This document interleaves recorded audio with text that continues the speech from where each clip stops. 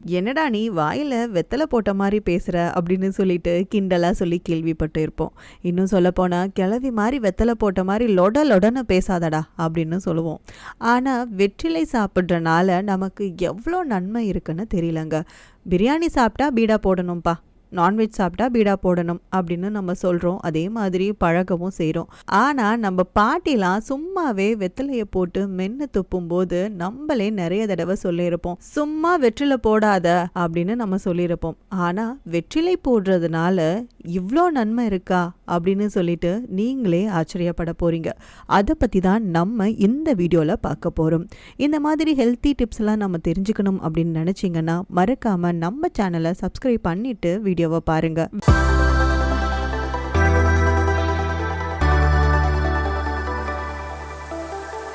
வெற்றிலை நெஞ்சு சளிக்கு ரொம்ப நல்லது அப்படின்னு சொல்லி நம்ம கேள்விப்பட்டிருப்போம். குழந்தைக்கு நெஞ்சு சளி இருக்காப்பா, இல்லை பெரியவங்களுக்கு இருக்கா, வெத்தலை இருந்தால் போதும் அப்படின்னு நம்ம வீட்டில் இருக்க பாட்டிலாம் சொல்லுவாங்க. அந்த வெற்றிலையை நல்லெண்ணெய் தடவி அதை அடுப்பில் லேசாக ஹீட் பண்ணி நம்ம நெஞ்சில் 10 மாதிரி போட்டோம் அப்படின்னா நெஞ்சு சளியிலிருந்து சீக்கிரமாக விடுபடலாம் அப்படின்னு சொல்கிறாங்க. அடுத்தது பால் கொடுக்குற தாய்மார்களுக்கு குழந்தைகளுக்கு பால் கொடுக்கும்போது பால் கட்டிக்கும் அப்படின்னு சொல்லி நம்ம கேள்விப்பட்டிருப்போம். அந்த மாதிரி இதுக்குமே வெற்றிலை ஒரு மிகப்பெரிய தீர்வாக இருக்குங்க. எப்படின்னு கேட்குறீங்களா? வெற்றிலை மேலே நல்லெண்ணெய் தடவி அதையும் ஹீட்டில் வச்சு பெண்களோட மார்பு பகுதியில அப்படியே கட்டி வச்சிட்டோம் அப்படின்னா அந்த பால் கட்டிக்கிற ப்ராப்ளம்ல இருந்து சீக்கிரமா ரிலீவ் ஆகலாம் அப்படின்னு சொல்றாங்க. வெற்றிலையில எவ்வளவு ஆச்சரியங்கள் இருக்கு பாத்தீங்களா? அது மட்டும் இல்லாம வெற்றிலையில நீர்ச்சத்து, நார்ச்சத்து, விட்டமின், கால்சியம், லாக்டோஸ், புரோட்டீன் எல்லாமே இருக்க ஒரே மூலிகையில தான் வெற்றிலை இலங்க. நம்ம குழந்தைகளுக்கும் சரி இல்ல பெரியவங்களுக்கும் சரி ஏஜ் ஆக ஆக ஞாபக மறதி அப்படின்றது ஒரு இயல்பான விஷயம் தாங்க. இந்த மாதிரி ஞாபக மறதி இருக்கவங்க கூட வெற்றிலை எடுத்துக்கிட்டு இருந்தா ஞாபக சக்தி கூடும் அப்படின்னு சொல்றாங்க.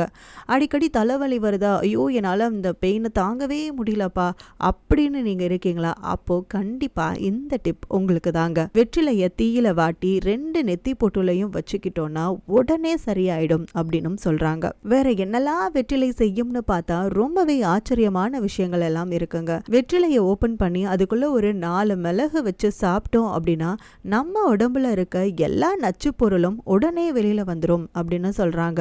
இது ஒரு நல்ல ஒரு மருந்தா செயல்படுது அப்படின்னு சொல்றாங்க. சில பேர் நம்மளே பார்த்திருப்போம், எப்ப பார்த்தாலும் வெத்தலை சாப்பிட்டுட்டே இருப்பாங்க, 3 நேரமும் போடுவாங்க. அவங்களுக்கெல்லாம் ஒன்றும் தெரியாம போடுறது இல்லைங்க, எல்லாம் தெரிஞ்சுதான் போடுறாங்க அப்படின்னு சொல்லுவாங்க.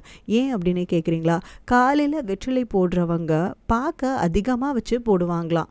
மத்தியானம் சுண்ணாம்பு நிறைய வச்சு அந்த வெற்றிலையை சாப்பிடுவாங்களாம். இரவு நேரத்துல 2 வெற்றிலையை அதிகமா வச்சு சாப்பிடுவாங்களாம்.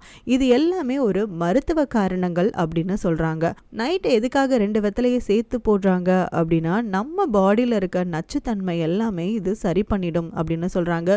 ஜீரண சக்தியை அதிகப்படுத்தும் அப்படின்னு சொல்றாங்க. ஒரு வெற்றிலையில இவ்வளோ விஷயங்கள் இருக்கா அப்படின்னு சொல்லிட்டு நமக்கே இப்போதான் தெரியுதல்ல. இந்த மாதிரி நீங்க எதை பத்தி தெரிஞ்சுக்கணும்னு நினைக்கிறீங்களோ மறக்காம அதை கமெண்ட் பாக்ஸ்ல மென்ஷன் பண்ணுங்க. இந்த வீடியோ பிடிச்சிருந்தா லைக் பண்ணுங்க. உங்களுக்கு யாரெல்லாம் முக்கியம்னு நினைக்கிறீங்களோ அவங்க எல்லாத்துக்குமே இந்த வீடியோவை ஷேர் பண்ணுங்க.